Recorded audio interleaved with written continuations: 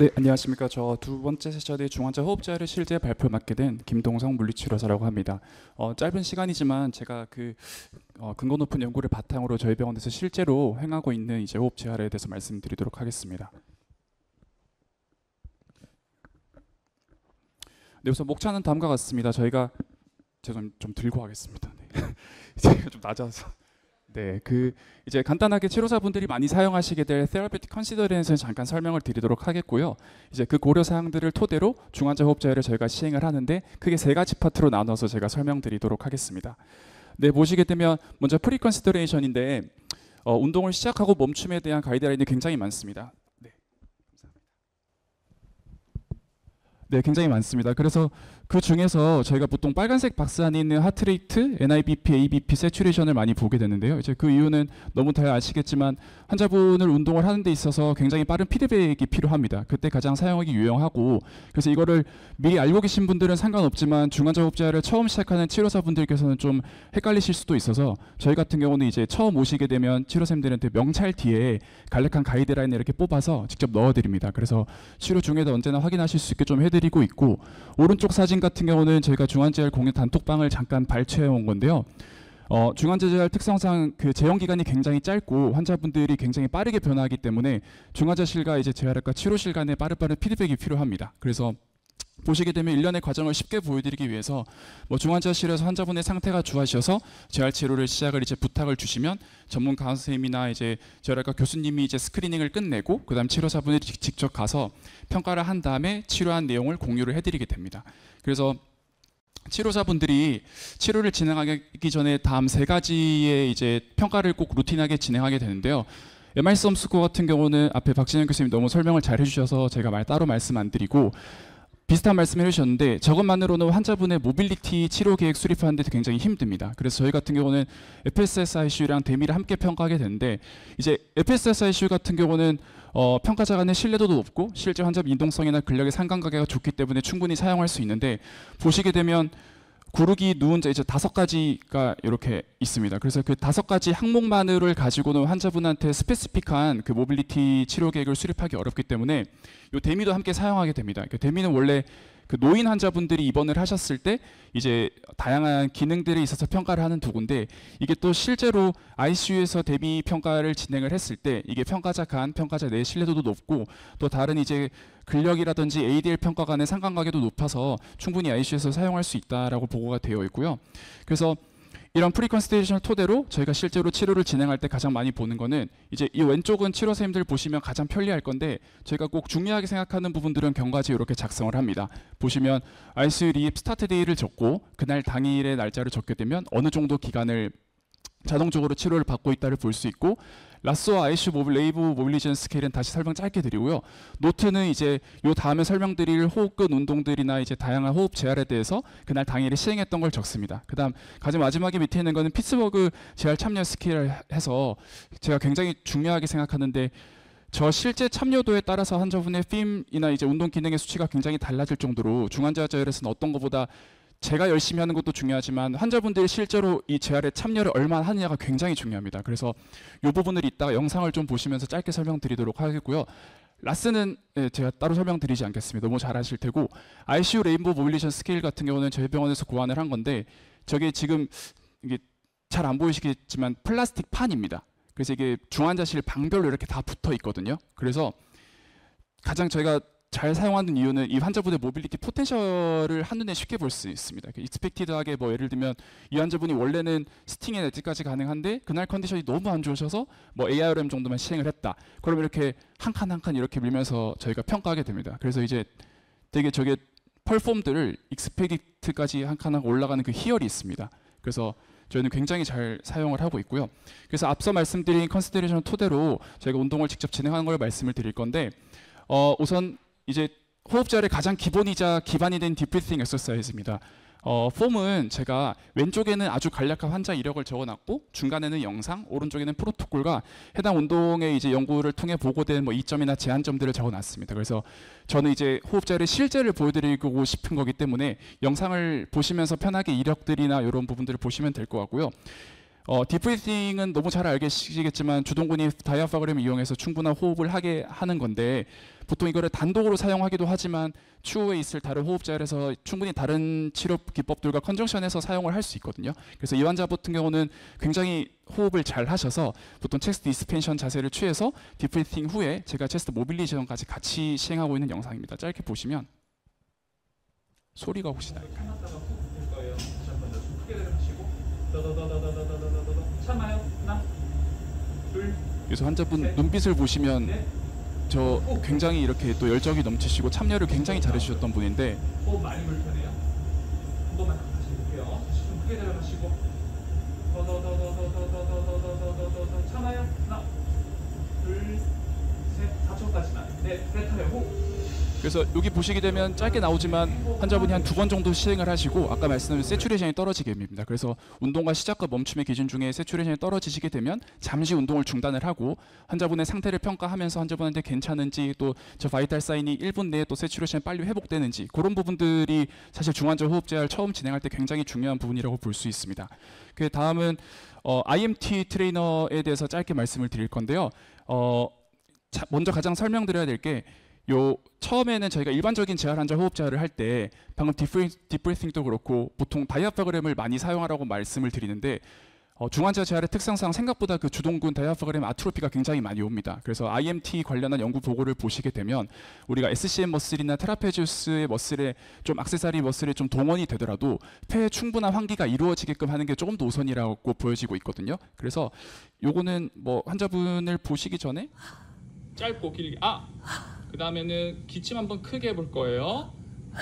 다시 기침. 네, 보시게 되면 이제 벤트 기간이 좀 있었기 때문에 글로티스도 잘 다치지 않고 압력도 잘 안 걸리고 숨을 크게 내려 마시는 것도 굉장히 부족한 걸 보시고 계신데 그래서 제가 보여드릴 IMT 트레이너 2가지를 가지고 왔습니다. 근데 IMT 트레이너를 그냥 흡기근 강화 기능만 있는 것도 있지만 요거를 보통 여기 보이는 영상 같은 경우는 익스피로미터에 저항을 주는 좀 복합된 기계도 소도구도 있고 뒤에 보시는 거는 진동을 주게 되는 이렇게 복합적으로 되어 있는 소도구도 있습니다. 그래서 환자분 상태에서 맞춰서 좀 진행을 해주시면 좋을 것 같고 짧게 보시면 5번 한번 해볼게요. 똑같이 가보겠습니다. 숨 크게 들여 마시고 이게 스루스홀드 참고. 방식이라서 하나, 둘, 셋, 후. 옳지. 한 네, 번 더. 익스피로미터 저항이 걸리는 소리가 들리시죠? 하나, 일정 역치를 딱 둘, 넘긴 순간 숨이 셋, 확 들어오고 후. 그렇지. 3번 더 해볼게요. 한 번 더 크게 들여 마시고 둘, 셋, 후. 빼보세요. 어때요? 지금보다 더 올려도 될 것 같아요? 안 될 것 같아요? 안 될 것 같아? 이 상태로 좀 더 해볼 수 있겠어요, 누님? 아니야.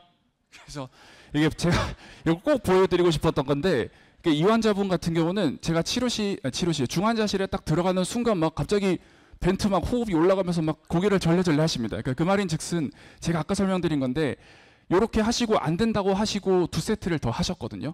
그러니까 이 환자분의 치료사분의 영향도 중요하지만 환자분은 얼마나 치료에 이렇게 좀 인커리지해서 포함하기 진짜 굉장히 중요해서 요거를 보여드렸습니다. 그래서 참고로 말씀드리면 영상은 충분한 동의가 이루어졌고요. 이 환자분 같은 경우는 현재는 금요일 기준으로 치료실에 내려오셔서 사이클까지 탈 정도로 굉장히 좋아하셨습니다. 그래서 이거 제가 강의를 간다고 말씀드렸더니 이제 영상에 좀 이쁘게 나오게 해달라고 부탁을 하셨는데 얼굴은 우선 다 자른 상태라서 그래서 이제 프로토콜 같은 경우는 이 IMT 트레이너를 한 30번을 쉽게 하시게 되면 다음 저항을 올린다라고 이제 요 소도구 설명서에는 적혀 있습니다. 다만 이제 뒤에도 한번 다시 보여드릴 건데 IMT 같은 경우는 보고를 통해서도 MIP도 좋아지는 거 있지만 당연하게도 MEP도 굉장히 같이 복합적으로 좋아지고요. 다만 이제 좀 스페시픽한 가이드라인 같은 경우는 좀 더 연구가 필요하다 이런 실정입니다. 그래서 이 영상은 처음에 길게 후 내뱉은 다음에 준비하고 빨아들이세요. 참아볼까? 하나, 둘, 셋. 길게 내뱉고 후. 네, 그래서 요건 영상 짧게 보실 텐데 요 다 같은 원리입니다. 다만 요건 아까 말씀드렸듯이 공이 안에 들어있어서 진동을 같이 주기 때문에 기도 분비물 관리에도 좀 드릴 수 있는 말씀을 드리도록 하겠습니다. 다음은 이제 기도 분비물 관리에 대해서 말씀을 드리겠습니다. 첫 번째는 포지셔닝이라 해서 좀 체이백법이라고 생각하시면 좋을 것 같은데요. 보통 저희 같은 경우는 환자분의 AROM 정도 하시다가 어느 정도 이제 기도 분비물 관리를 위해서 사이드 라인에서 롤링 통월 사이드 라인 또는 세미 리컨버트 스팅 자세를 좀 하게 되는데요. 우선 영상을 짧게 보시면 숨 들여 마시고 천천히 길게 후. 다시 한번 숨 들여 마시고 길게 내뱉으세요. 후. 어이 잘한다. 한 번 더. 길게. 한 번만 더. 숨 들여 마시고 길게. 네, 이거는 그래서 포지셔닝을 통해서 환자분이 아까 말씀드렸던 디프리싱 exercise를 같이 복합적으로 적용을 하고 있고, 포지셔닝은 뭐 이제 폐 환기나 관류에 되게 미스매치가 좀 좋아진다는 연구 결과 보고도 있고, 쉽게 말하면 뒤에 좀 말씀을 드리긴 할 텐데, 이제 이게 ARDS ICU에 있는 ARDS 환자분들을 대상으로 좀 포지션별로 어느 정도 호흡 역학점이 이점이 있는가를 보고를 한 겁니다. 사실 근데 여기서 밝히기로는 스틱이나 프로는 좀 복합적인 이유로 호흡 역학점 이점이 있지만 수파인이나 사이드라인은 없다라고 좀 보고를 하고 있는데, 근데 방금 보여드렸듯이 치료사분들이 좀 아셨으면 좋겠는 게 환자분이 보통 세데이션 기간이 길게 되면 바디 스키마의 능력이 굉장히 떨어집니다. 그래서 똑바로 수파인 상태에서 롤링과 이제 라테랄 포지션을 좀 취하는 것만으로도 환자분이 굉장히 많은 머슬을 사용하게 되고 몸에서 옥시제이션이 충분히 사용이 되게 되거든요. 그래서 롤링을 하시게 되면 생각보다 굉장히 기침도 많이 이루어지고 기도분비물 관리도 좀 좋아하는 이점이 있어서, 보통 저는 환자분이 스팅 하는 자체를 너무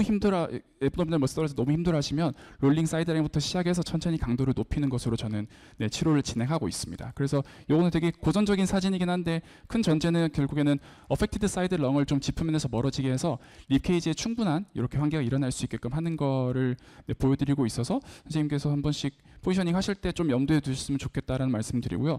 다음은 이제 기도 분비물 관리에서 저희가 가장 많이 사용하고 있고 요즘 제가 굉장히 뭐 좀 애용하는 이라고 해야 될까요? 굉장히 좋습니다. MI라고 기침 유발기라고 보시면 됩니다. 그래서 요거를 먼저 설명드리면, 환자 이력 중에 이 환자분 같은 경우는 현재 라스4로 풀 세데이션 상태입니다. 근데 이 환자분한테도 MI를 적용해도 충분히 안정성이 확보가 되거든요. 그래서 가이드라인에서 밝히고 있듯이 MI를 적용하는데 가장 큰 장애물이 뭐냐? 바로 클리니션의 지식과 경험과 자신감 부족입니다. 근데 저 또한 그랬습니다. 이게 치료사분들은 처음에 특히나 보통 관절 운동 같은 걸 많이 하고 모빌리제를 많이 하시지, 뭐 예를 들면 지금 보여드릴 건데 벤트를 뽑고 MI를 꽂고 이런 바이탈 사인에 엄청난 연관이 있는 치료들을 처음에 사실 잘 안 하시기 때문에 자신감이 좀 부족하실 수 있는데, 정말 안전하고 효과가 충분히 있기 때문에 적용을 하셔도 됩니다. 그래서 보시면 완전 비자발적 호흡을 하신 상태인데 벤트를 잠깐 디텍하고요, 그 MI를 꽂고 압력이 충분히 들어가게끔 시행을 하고 있고, 이제 옆에 담당 간호쌤이 바이탈 사인을 체크하는데, 뒤에 보시면 아직은 크게 변화가 없습니다. 방금 또 세츄레이션 95, 하트레이트도 올라가지 않고 폐가 충분히 확장될 만큼, 네, 보시면 가슴이 좀 올라오는 것도 보실 수 있고요.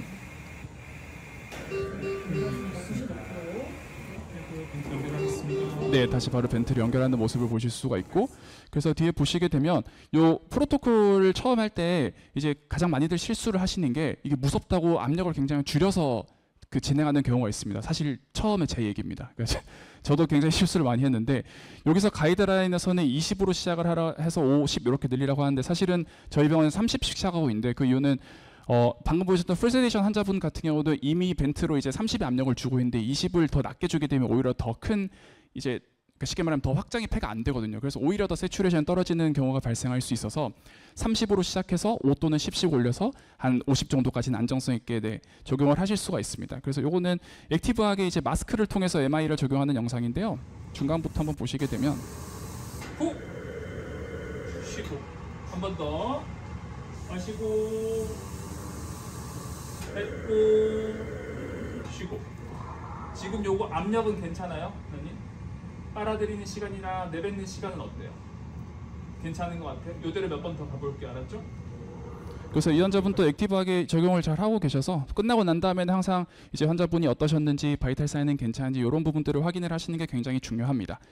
네, 그 다음은 오실리토리 포지티브 익스피레토리 프레셔 디바이시스라고 해서, 그러니까 쉽게 말하면 호기에 진동을 줘서 양압을 걸어서 이제 좀 기도 분비물 관리를 해주는 소도구라고 보시면 되는데, 이게 플러터, 아카펠라 두 가지를 제가 가지고 왔거든요. 그래서 우선 플러터, 이 환자분 적용하기 전에 잠깐 환자 상태를 보면, 크게 들어 마시고 기침 한번 해보세요. 지금 가래 끓는 거 말고 다시 숨 크게 들어 마시고 하고 기침 한번 해보셔.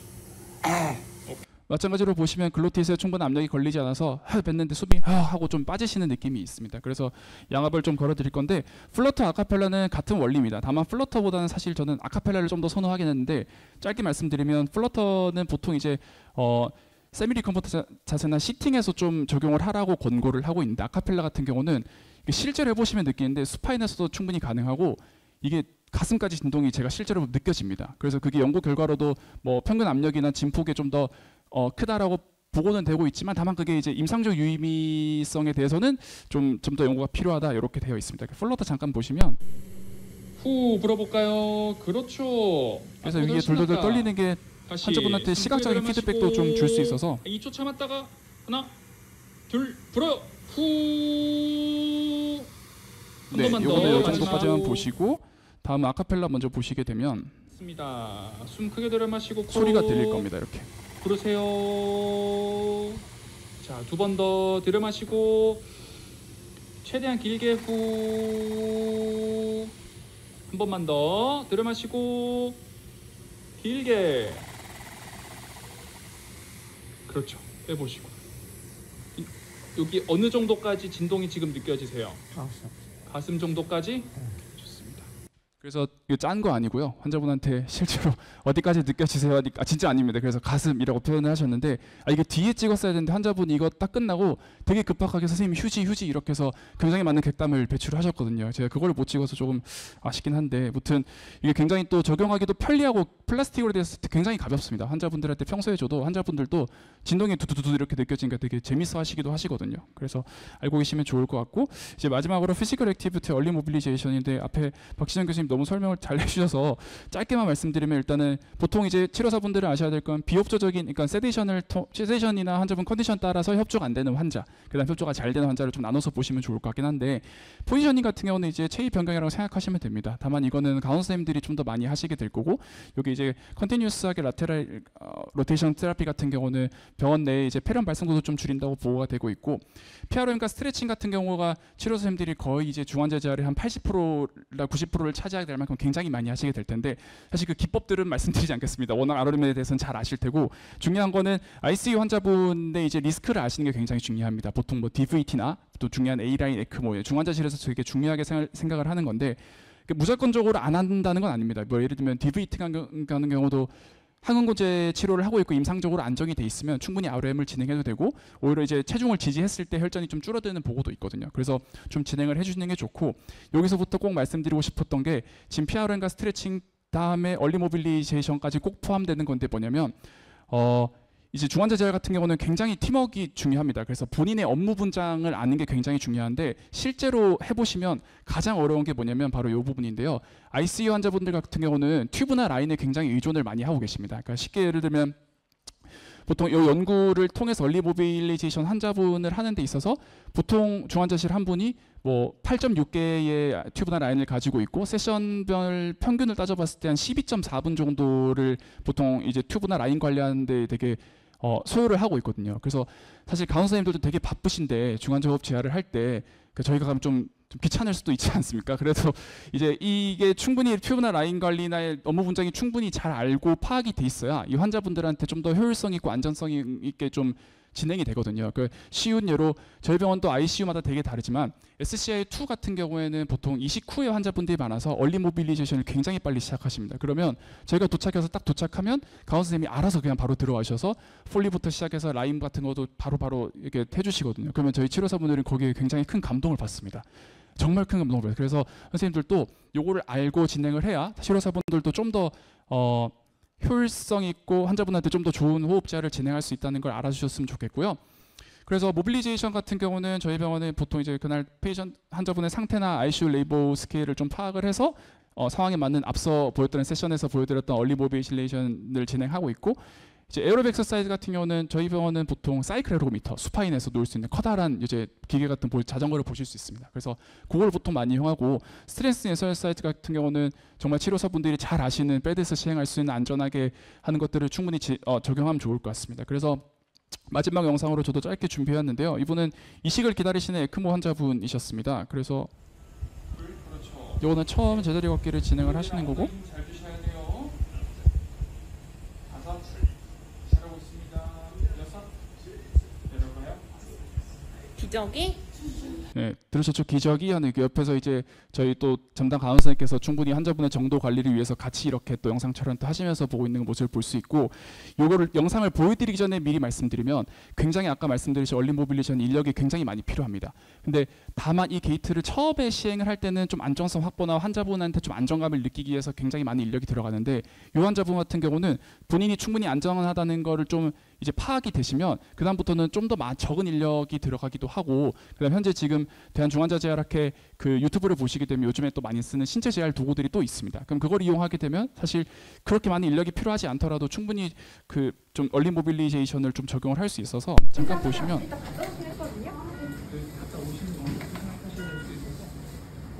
잘하고 계세요. 앞을 보고. 그렇지.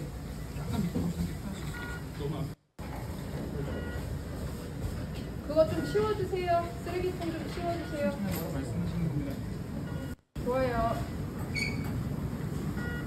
네, 무튼 이렇게 진행하고 있습니다. 그래서 제 발표는 여기까지고, 그 환자분들한테 조금 더 제가 실제로 진행하고 있는 사람의 입장에서 최대한 경험을 말씀을 드렸는데, 좀 더 환자분들한테 좋은 중환자 호흡 재활이 좀 적용됐으면 하는 바람입니다. 네, 이상 발표 마치겠습니다. 감사합니다.